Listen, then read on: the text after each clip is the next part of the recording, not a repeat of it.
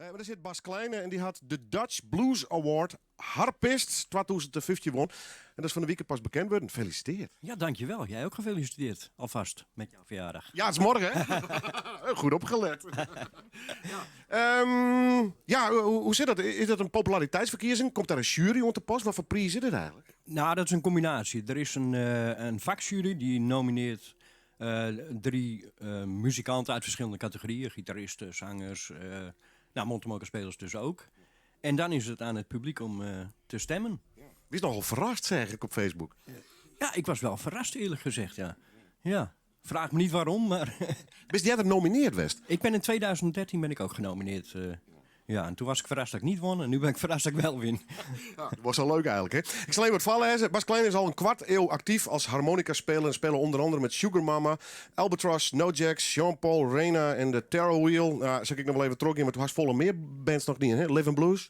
Ja, op het moment ben ik actief bij Living Blues en ik ben ook weer terug bij Jean-Paul Reina. En ja, veel gesnabbel en wat studio dingen en zo. Ja, want een van de Simmerveskes bij de omroep, daar zit ik nog in. Hè? Oh ja, dat is ook nog zo. Best vaak in hier voor dat soort klussen? Ja, niet vaak genoeg, maar het gebeurt wel, ja. Wanneer best ooit begonnen eigenlijk met de moelenharp? Toen ik een jaar of... volgens mij was ik 8 of 9 of zo. Met dank aan mijn vader een mondharmonicaatje achterover gedrukt van hem. En daar is het allemaal begonnen. Hoe volle hast er in tussen? Dozen. Je kan die dingen ook niet weggooien. Ze blijven niet goed, hè. Maar... Nee, je hebt er het podium mee gedeeld. Ja, emotioneel. Hè? Dat is zo emotioneel. Hey, een gitarist wil een Gretsch of weet ik wat voor merk. Hoe zit het in die wereld? Ben er bepaalde merken of types die zei van nou dat is toch wel voor de fijnproevers? Ja, nou, dat verschilt heel erg hoor. Dat is heel persoonlijk. Ik speel zelf op het moment veel op Seidel mondharmonica's. Dat vind ik hele fijne mondharmonica's. Betaal je wat meer voor, maar soms heb je ook de goedkopere exemplaren die net zo goed kunnen zijn. Was die in beide? Nou gezegd, toevallig heb ik er ook nog... Flauw, hè? Kijken, flauw. Ja, we matten even wat van die jaren eigenlijk, vind ik. Het hoeft net heel lang. En meestal doe ik mijn bands natuurlijk. Hij is wel eens een solo-concert, jong of net, wat dat betreft? Een heel solo concert? Ja. Nee joh, nee, dat wil ik de mensen ook niet aandoen. Daar moet je toch niet aan denken dat je een hele avond naar mondharmonica alleen luistert. Het is wel erg genoeg met een band erbij. Nou, let even een stukje Jerrisworst. Dat vinden we altijd hartstikke leuk. Klein stukje dan, hè? Want ik voel me dan altijd net zo'n aapje met zo'n gleufje. Ik zit hier net lang plegen. Maar interview zonder muziek erbij? Nee, oké. Ja. Nou. Bas Kleine, even een stukje.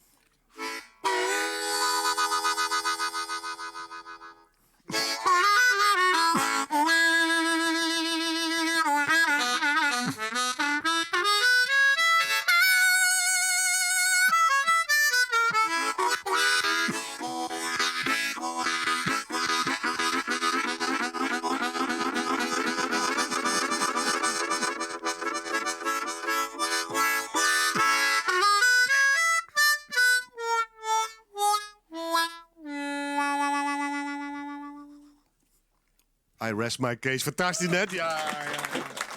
En nou, Jerwek inderdaad, waarom hij dat won had. Komt trouwens weer om bij de band? Graag, natuurlijk, ja. Dat plannen we binnenkort even niet. Komt er nog iets vanwege de uittrekking van die prijs? Maar ergens naar een gala of zo? Ja, nou dat is ook wel een mooi verhaal. Want tot vanochtend zou de prijsuitreiking plaatsvinden in Moskou, in Rusland. Okay. Wij zouden daar spelen met Living Blues, met de Animals en de Yardbirds.